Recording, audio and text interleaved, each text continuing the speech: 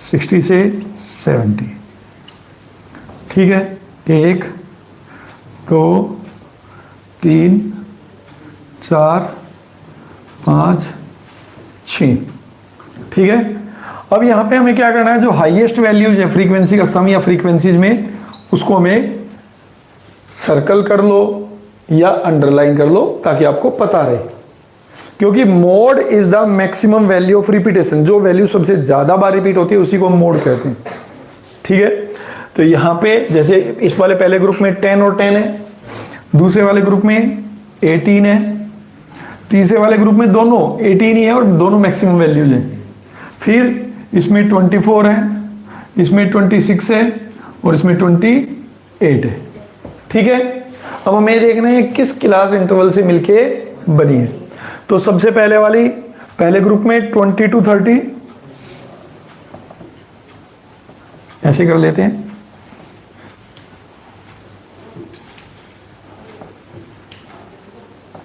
ओहो,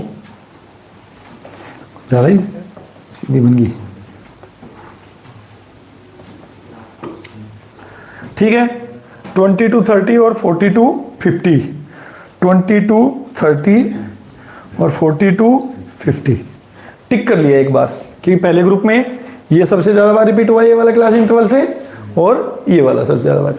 क्लियर है। दूसरे ग्रुप में 18 बना है, 18 किससे मिलके बना है, 20 से 30 और 30 से 40 से मिलके बना है, ठीक है। 18 किससे मिलके बना है, ऊपर से 2 के हैं तो ये 2 छोड़ दो, इससे बना होगा, ये मैक्सिमम वैल्यू है। फिर तीसरे ग्रुप में, ठीक है, वो 1 छोड़ के 2 हैं, तो 10 से 20 भी 18 है, और 30 से 40 और 40 से 50 ये भी 18 और ये भी 18, यानी 10 to 20 सॉरी कौन सा ग्रुप है, तीसरा। 10 to 20, 20 to 30 भी 18 और 30 to 40 और 40 to 15 भी 18। क्लियर है।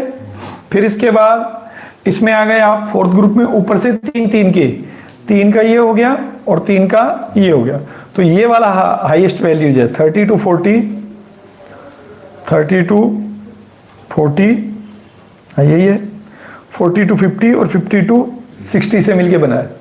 फिर 26 आ गया आपका फिफ्थ में, 1 छोड़ के 3, 1 छोड़ के 3 बोले तो ये, ठीक है। 10 to 20, 20 to 30, 30 to 40। क्लियर है। फिर 28 आ गया, 2 छोड़ के बोले तो 20 to 30, 30 to 40, 40 to 50। अब इसमें इल डिफाइन है, इसमें इल डिफाइन है, कैसे पता चला, अब यहाँ पे देखो, ये 0 बार यूज हुआ, ये 2 बार यूज हुआ, ये 5 बार यूज हुआ, ये 5 बार यूज हुआ, ये 4 बार यूज हुआ और ये, ठीक है। तो यहां पे भी अगर आप देखें तो देखो 20 से 30 और 30 से 40, जबकि 30 से 40 में फ्रीक्वेंसी कितनी दिखा रहा है, 8, बट वो सबसे ज्यादा बार यूज हो रखे हैं, ठीक है। तो यहां पे ये वाला मेथड यूज नहीं हुआ, कौन सा होगा फिर यहां पे, नहीं, ग्राफ का भी नहीं हो सकता, ग्राफ का कैसे हो जाएगा, हाँ, ठीक है। फिर यहां पे होगा 3 median minus 2 mean, 3 median minus, यानी इसकी मीडियन की और मीन की वैल्यू कैलकुलेट आपको करनी पड़ेगी, ठीक है, तब आपका आंसर आएगा। अगर यहां हो जाता मान लो 30 से 40 वाला ही आ जाता, तो यहां से केवल मोड क्लास पता चलती है, फिर आपको मोड का फॉर्मूला यूज कर देना है, ठीक है। दैट इज इक्वल टू, ये सब जितनी बार टिकाए हैं उनको ऐड किया है, ठीक है।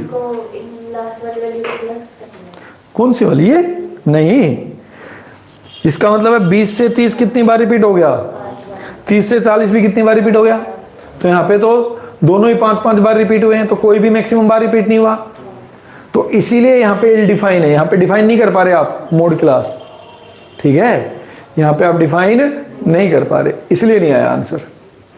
अगर यहाँ डिफाइन हो जाता, मान लो 40 से 50 हो जाता, ठीक है, या 20 से 30 हो जाता, तो आप इसको फिर आगे फॉर्मूला लगाते Z equal to L1 plus, केवल यहाँ से मोड क्लास पता लगती है इससे, जो हमने ग्रुपिंग मेथड में यूज किया, एनालाइजिंग टेबल और जो ग्रुप बनाए हैं वो केवल हमने मोड क्लास पता लगाने के लिए बनाए हैं, इसके अलावा इसका और कोई रोल